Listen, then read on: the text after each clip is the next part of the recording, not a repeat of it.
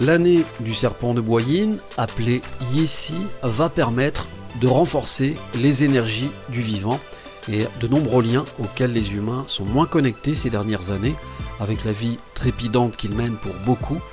D'ailleurs, la plupart n'y échappera pas, car la conjoncture d'une majorité de planètes est sollicitée en ce début d'année. Alors il s'agira en particulier d'un retour à la nature avec une intuition plus sensible encore à tout ce qui nous entoure ainsi qu'aux relations humaines. Ce serpent de Boïne va apporter la croissance, renforcer la créativité, pousser à la coopération et à plus de flexibilité pour favoriser un esprit d'expansion et d'innovation. C'est extrêmement positif et fertile pour les mois à venir car nous en avons besoin. Son association avec l'élément feu va le rendre passionné dans ses entreprises, enthousiaste dans ses projets, dynamique dans ses relations, en imprimant un rôle de leader avec une réelle volonté de réussite. C'est pourquoi il sera important de se laisser porter par l'énergie subtile du serpent tout au long de l'année et de surfer sur la vague pour vivre une année exceptionnelle. Car il y a de vraies possibilités pour ceux qui sauront les saisir ou les provoquer. Je pense notamment aux femmes qui seront mises en avant en montrant des choses sur lesquelles la majorité ne prêtait pas spécialement attention jusqu'à nos jours, ou du moins sur lesquelles elle fermait les yeux, ce qui va permettre de grandes avancées. En revanche, pour les gens qui s'entêteront à aller à contre-courant, ils ne récolteront que davantage de déconvenues et de désillusions, en plus d'emmagasiner une certaine frustration émotionnelle, voire un manque d'épanouissement évident dans les relations, ce qui ne fera que les isoler et les bloquer. Car le karma en cette année 2025 aura une grande influence sur nos vies à chacun, selon nos agissements, nos comportements, nos pensées et nos actions pour préparer 2026 et 2027 qui sont des années très délicates, d'où la nécessité de prendre conscience des choses à régler aujourd'hui pour ne pas les subir plus tard.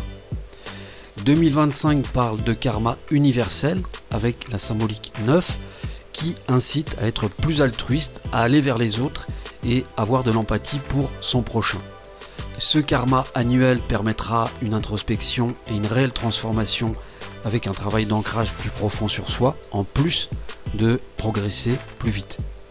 Il est également collectif, c'est une année d'éveil et de spiritualité très forte.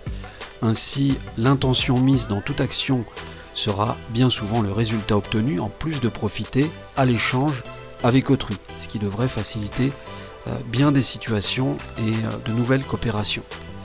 Quoi qu'il arrive, en toutes circonstances, positivez toujours en avançant vers de belles vibrations et vous verrez que des portes s'ouvriront à vous, même quand vous vous sentirez bloqué face à certaines situations.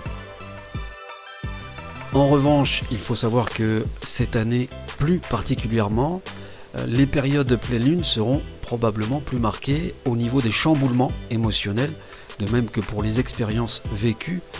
Vous le constaterez par vous-même tout au long de l'année, donc assurez-vous à l'arrivée de ces périodes d'être complètement détendu et sans pensée obsessionnelle qui viendrait vous tourmenter l'esprit. Autrement, cela sera compliqué de débrancher la prise du mental, surtout pour dormir le soir. Cette année 2025 sera riche en expériences de vie et dans divers apprentissages. Elle pourra apparaître remplie d'épreuves et de défis à surmonter, mais pour ceux qui auront le courage de les affronter, elle les fera évoluer et grandir plus vite pour s'accomplir véritablement.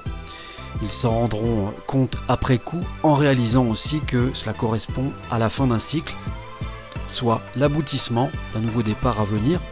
D'ailleurs, les personnes qui ont des dettes karmiques à régler dans cette vie seront plus secouées que les autres à certains moments.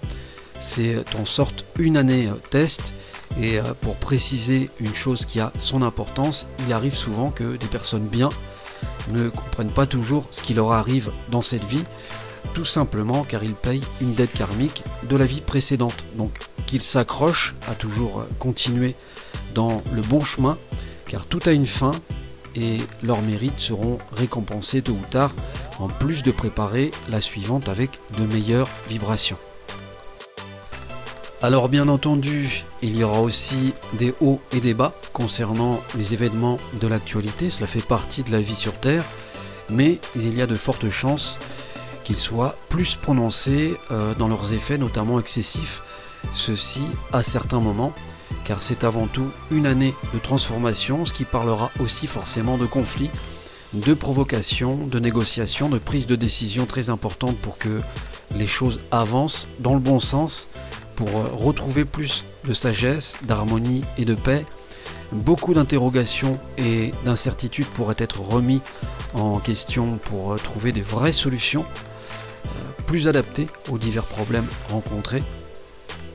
Enfin, cette année profitera aux réconciliations, donc profitez de ces périodes qui vous sembleront opportunes et favorables pour renouer le dialogue avec sincérité quand vous serez prêt à vous expliquer ou à pardonner avec des personnes qui vous sont chères, quel que soit le résultat. C'est une dynamique positive qui vous poussera à aller de l'avant et vous délestera aussi d'un poids considérable en étant fixé et en ayant le cœur plus léger pour avancer dans votre vie. On fait tous des erreurs, nous ne sommes pas parfaits et logiquement, en principe, avec une seconde chance, la compréhension nous parle davantage ensuite, surtout avec l'âge et les expériences. C'est pourquoi c'est important aussi de pardonner certaines situations. Voici les grandes lignes à retenir pour l'année 2025 que j'ai travaillé très rapidement sans trop rentrer dans les détails par manque de temps. Ainsi, dès demain, je m'arrangerai pour envoyer sous forme de fiches vidéo à lire l'astrologie des 12 animaux sacrés, signe par signe, pour n'oublier personne, soit environ 2 à 3, je pense, par jour. À côté de ça, je travaille, donc j'ai des journées bien remplies, donc je n'aurai que le soir en fait pour travailler les montages en temps libre et qui prennent déjà un temps considérable parfois. Donc merci encore de votre compréhension, j'espère que cela vous plaira, j'ai pris du plaisir à le faire car je vous devais bien ça et je vous souhaite à tous une belle connexion avec le serpent de Boyine. Je reviendrai avant l'été normalement pour vous présenter un nouveau projet, donc je vais me taire pour le moment et je pense que ça devrait vous plaire. En attendant, prenez soin de vous et excellente année chinoise 2025. Je vous dis à bientôt.